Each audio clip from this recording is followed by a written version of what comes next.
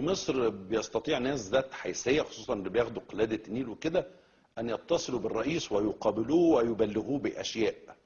هل ده وارد في الزياره القادمه او في الشهور القادمه؟ والله ده انا يعني اذا الرئيس عاوز يقابلني طبعا لن اتردد ان اقابله، وزي ما ذكرت انا قابلته كثيرا من المرات وتربطني به علاقه موده واحترام وصداقه. المساله ليست مساله شخصيه على الاطلاق يا عمرو، مساله ان احنا وانا الكثير من المسائل التي تكلمنا معك فيها اليوم تكلمت فيها مع الرئيس في الماضي، يعني هذه مسائل لا اخفيها. ايه رايك في الرئيس؟